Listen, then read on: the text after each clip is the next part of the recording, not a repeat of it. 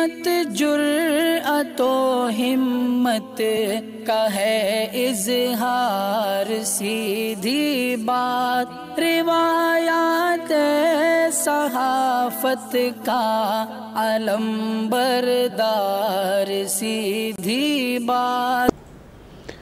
नाज़रीन गिरामी अस्सलामु अलैकुम वरहमतुल्लाहि वबरकातुहू। सीधी बात के ताज़ा तरीन प्राइम टाइम में आप लोगों का इस्तकबाल है। नाज़रीन गिरामी, मैं अंसार अज़ीज़ नदवी इस वक्त आप लोगों के सामने कुछ अहम तरीन ख़बरें, कुछ वायरल वीडियोस और कुछ तनकीदी तज़्ज़िये लेकर के हासिल हुआ। नाज़रीन गिरामी, तमहीदी सुर्खियों में मैं जाऊँगा नहीं, बराह रास्त तबसरों का सिलसिला शुरू करूँगा, लेकिन उससे पहले वही हमेशा की तरह जो आपसे दरख्वास्त की जाती है उस पर आप लोग अमल करें। लिंक्स को दूसरों तक पहुँचाने की ज़रूर कोशिश करें। जो लोग ताउन करना चाहते हैं उनके लिए नीचे तफसीलात मौजूद हैं इस वक्त स्क्रीन पर। नाज़रीन गिरामी, हिंदू धर्म से इस कदर ऊब गए हैं कि बैक वक्त 10,000 लोग बुद्ध धर्म को यानी बुद्धिस्ट बन गए हैं हिंदू धर्म को छोड़ करके। और ये किसी करिए में ऐसा नहीं है, ये राजधानी दिल्ली का वो मंजर है जो इस वक्त आप हमारी स्क्रीन पर देख रहे हैं। और इस मौके पर साफ और वाज़ेह तौर पर यह हलफ भी दिलाया गया जो लोग यहाँ मौजूद थे कि वो हिंदू धर्म से ताल्लुक़ रखने वाले किसी भी देवी देवता की पूजा नहीं करेंगे। और इस मौके पर राजेंद्र पाल गौतम जो आम आदमी सरकार में वज़ीर हैं समाज कल्याण के, वो भी इस वक्त मौजूद थे। और 10,000 से ज़्यादा हिंदुओं को बुद्ध धर्म में कन्वर्ट करने की वजह से या उनके ज़ेर तहत ये प्रोग्राम मुनक़िद किए जाने की वजह से इस मौके पर यहाँ के मीडिया उनको लताड़ रहे हैं, अलग अलग तनकीद कर रहे हैं। लेकिन ये बड़ी ख़बर इस वक्त जो है अलग अलग तरह की तबसरों का शिकार हो चुकी है। तो नाज़रीन गिरामी, आप अंदाज़ा लगा सकते हैं कि किस तरह से दशहरा के मौके पर दिल्ली के डॉक्टर BR अम्बेडकर के भवन में अक्टूबर 5 को ये कार्यक्रम मुनक़िद किया गया था। और बाकायदा जो है लोगों को दावत दी गई थी और बुलाया गया था कि जो हिंदू धर्म से बेजार हो चुके हैं, उसकी ज़ात पात, ऊंच नीच और उसके अंदर जो नाइंसाफ़ियाँ पाई जाती हैं, इन तमाम चीज़ों से जो बेजार हुए लोग वो यहाँ जमा हुए और बैक वक्त जो है हलफ लेते हुए बुद्ध धर्म में चले गए हैं और अपनाया है बुद्ध धर्म को। अब जाहिर सी बात है कि जब भारत में मज़हब के नाम पर इस कदर नफ़रत बढ़ाई जा रही है और हिंदू मुसलमान के नाम पर जिस तरह की नफ़रतें इस वक्त जो है समाज में पाई जा रही है, पैदा करने की कोशिशें हो रही हैं, मुख्तलिफ़ हिंदुत्व तंजीमों की जानिब से कोशिश हो रही है कि किसी तरह एक ख़ास समाज को पूरी तरह से किनारा करके अक्सरियती समाज को जो है पूरी तरह से एकजुट किया जाए और उनको एक धर्म से या एक मज़हब से या एक मज़हब के मानने वालों से डरा करके पूरी तरह से एक ऐसा माहौल बनाया जाए जिसमें महसूस हो कि कई सालों तक हम हुक्मरानी करते रहें, इसी डर और खौफ का माहौल बना करके। ऐसे में BR अम्बेडकर के भवन में दिल्ली से जो पैगाम इस वक्त पूरे हिंदू और हिंदुत्व तंजीमों को गया है वो बहुत ही भयानक पैगाम गया है। इससे आप अंदाज़ा लगा सकते हैं कि क्या सिचुएशन और किस तरह की चीज़ें इस वक्त उन हिंदुत्व तंजीमों में पाई जा रही होंगी जो इन तस्वीर को देखे होंगे या इन ख़बरों को पढ़ रहे होंगे। लेकिन अफसोस का मकाम हमें इस वक्त ये भी करना है कि बहैसियत हक़ मज़हब पर होने के बावजूद शायद हम जो है अपने गैर मुस्लिम भाइयों में सही तौर पर अपना पैगाम पहुँचाने से कासिर रहे। यही वजह है कि जो है एक हक़ और सच्चा मज़हब है उसको छोड़कर के बुद्ध मज़हब को अपनाने के लिए इतनी बड़ी तादाद में लोग जमा हुए हैं। ये भी एक संजीदगी से सोचने का मामला है, बिलखुसूस हम मुसलमानों के लिए। आइए नाज़रीन गिरामी, के कहते हैं ना कि आपस में लड़ने दो तो ये बेहतर रहेगा। बेवजह हमारे मुसलमान उनके अंदर घुस जाते हैं कुछ नौजवान और हालात ख़राब करने की कोशिश होती है। लेकिन ये जो मंज़र इस वक्त देख रहे हैं ये एक ही कौम से ताल्लुक़ रखने वाले दो लोगों के आपस में मुठभेड़ है। जी हाँ, बिलासपुर, छत्तीसगढ़ के बिलासपुर में मूर्ति विसर्जन के दौरान पथराव, तोड़फोड़ और मारपीट के मामले में पुलिस ने दोनों फरीकों के खिलाफ मुकदमा दर्ज किया। ये दोनों फरीक कोई दूसरे मज़हब से ताल्लुक़ रखने वाले नहीं थे, बल्कि इसी में शामिल हुए एक ही मज़हब के दो नौजवानों की भीड़ थी जो अलग अलग ग्रुप बन गए और फिर जो है किसी मामले को लेकर के दोनों ग्रुप आपस में झगड़ा हुआ दोनों ग्रुप के दरमियान। दरअसल नवरात्रि के अख्तिताम के बाद मूर्ति विसर्जन का अमल जारी था। इस दौरान बहुत से लोग झांकी के साथ मूर्ति को विसर्जन कर रहे हैं। बताया जा रहा है कि जुमा की सुबह कोतवाली थाने में इलाके के सदर बाजार में विसर्जन जुलूस झांकी के साथ निकाला गया था। इसमें शामिल दो ग्रुपों के दरमियान किसी बात को लेकर के इस कदर झगड़ा हो गया कि दोनों ग्रुप आपस में मुतसादिम हो गए और एक दूसरे पर पत्थर और लाठियां चलना शुरू हो गई। तो नाज़रीन गिरामी, ये हाल जो बना है उसकी वीडियो इस वक्त आप लोग हमारे सामने देख रहे हैं। नाज़रीन गिरामी, रामायण का इस्लामाइजेशन के बाद क्या कुछ तफसीलात हैं वो मैं आपको दिखाऊं। इन तस्वीर को देखने के बाद ही आप अंदाज़ा लगा सकते हैं। और गुज़श्ता कई दिनों से ये मामला जो है इस वक्त मीडिया की सुर्खियां बना हुआ है और जो लोग इसी के हवाले से नफ़रत फैलाना चाहते हैं उस फिल्म को हंगामा खेज़ बना करके जलती पर तेल का काम भी कर रहे हैं। दरअसल जुमेरात को सर्व ब्राह्मण महासभा ने ओम को नोटिस भेजा है। उन्हें कहा गया कि फिल्म से तमाम काबिल एतराज़ मनाजिर 7 दिन के अंदर हटाए जाएं वरना कानूनी कार्रवाई की जाएगी।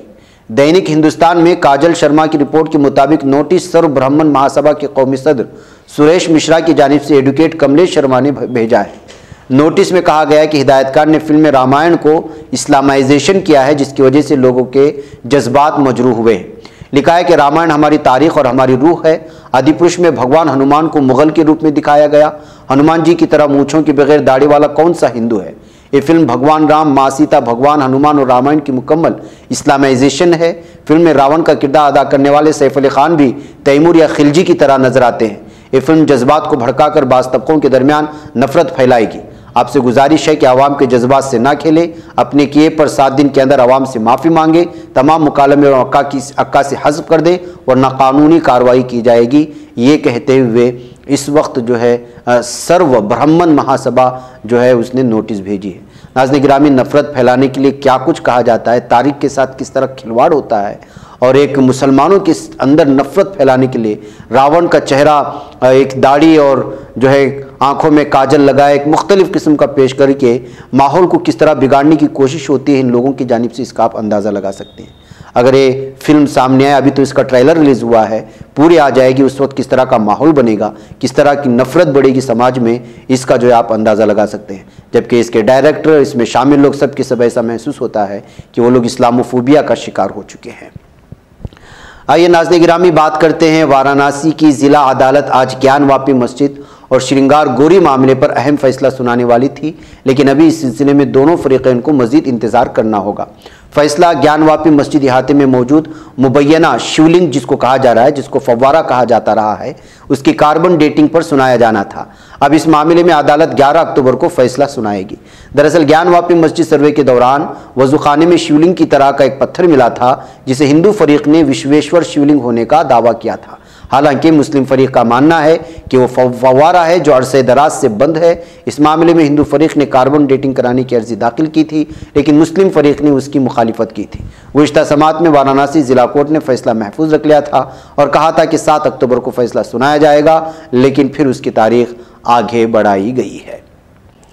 नाज़रीन गिरामी, एक तस्वीर में इस वक्त आप लोगों के सामने रखना चाहता हूँ, बिलखुसूस लंदन के सोशल मीडिया में वायरल हो रही है।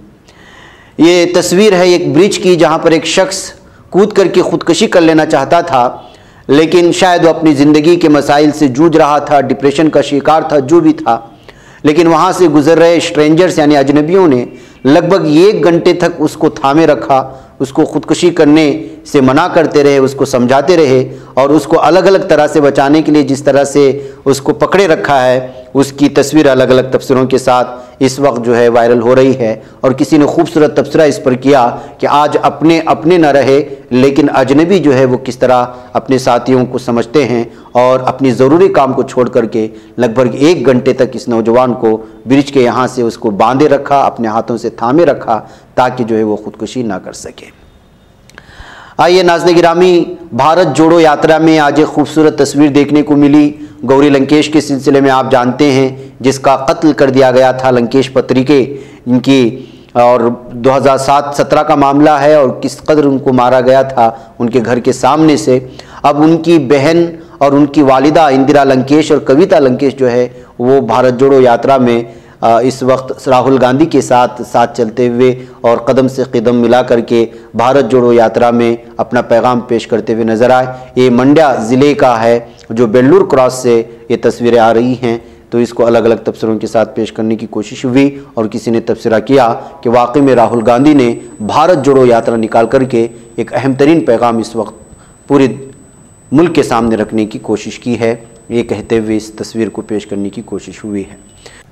नाज़रीन गिरामी, मुजफ्फरनगर का एक नौजवान जापान में 2 माह से लापता है, जिसकी बीवी, बच्चे और माँ समेत कुंबे के अफराद इस वक्त परेशान नज़र आ रहे हैं और वो हुकूमत हिंद से इस वक्त अपील भी कर रहे हैं कि किसी तरह उनके लड़के को ढूंढने में उनकी मदद करें।